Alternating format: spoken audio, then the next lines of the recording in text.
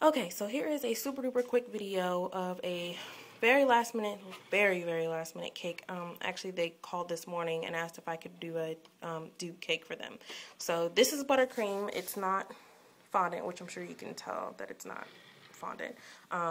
Duke, and this is like the Duke University, you know, the Blue Devils. So I did the cake in blue, and they wanted the emblem on top, so I did that on top. And then this is actually freehand. No template. I just kind of looked at the picture and piped it on, which I think it came out pretty good for not ever really doing that. Usually I use like a template or a transfer or a buttercream transfer or something like that, or like even rice paper, but this time I have to meet them in like 15 minutes, so it's just really last minute, so I had to get it in the oven and get it you know, covered in some sort of something fondant buttercream.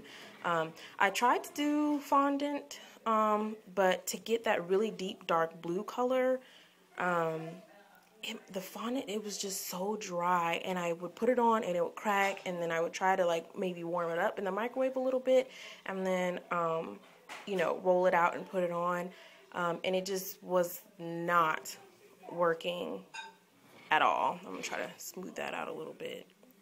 But yeah, so this is what I got, and I did this in gosh, like 2 or 3 hours.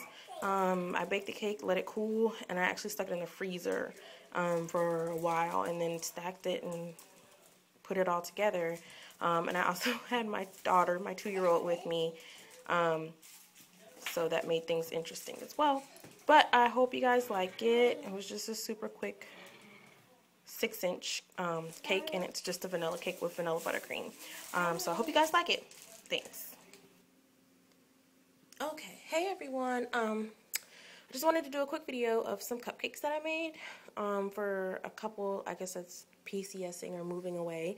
And I made 45 of these, and I wanted to show you guys. I don't know if you can see the little band on, like I made little suitcases, and I did little signs. I don't know if you can see that very well, but the buttons, just to tie into a little bit of color on the plain white buttercream, and they say Bon Voyage. And I wanted to show you how I made these buttons. I think they came out really cool looking, even though they really don't have anything to do with it. I just wanted to add some color.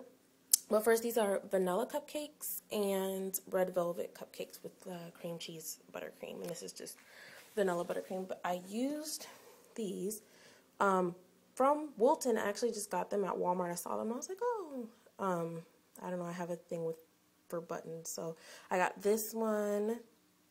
And if you look, this right here is what the Bon Voyage sign is made of, and then this right here is the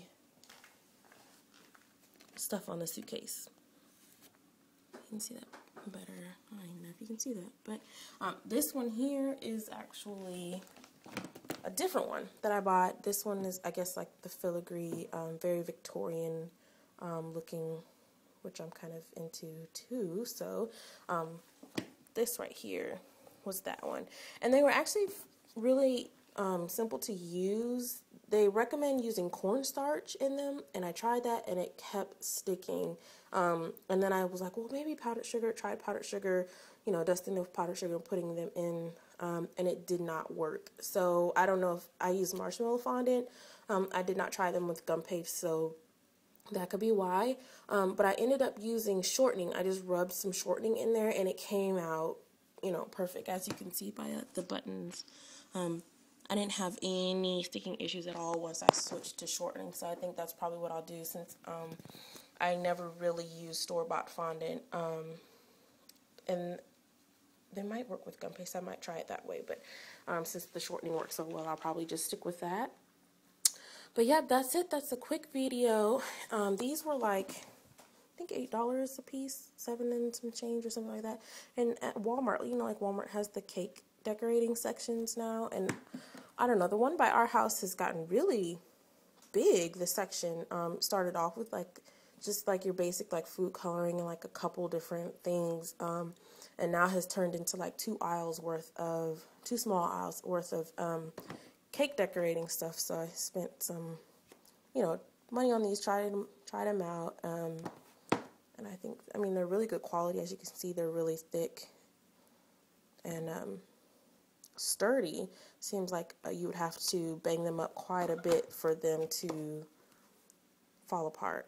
But yeah, if you're just starting out, or even if you're like me and you've been doing this for a while, I like to try different things, new things, and these actually worked out really well. I usually buy these offline, and they can be quite expensive. They can be up to like $40 and $50, but I mean $8 and you get that. And it comes with, this one comes with 2 borders, and it's like a rose and some filigree, and this one is just the buttons and the bow, and then a couple, 4 different borders for $8. I thought that was pretty good steal. And they are top rack dishwasher safe, which is great because I do not like washing dishes. So yep, these are my cupcakes, little suitcases, and little signs that say Bon Voyage.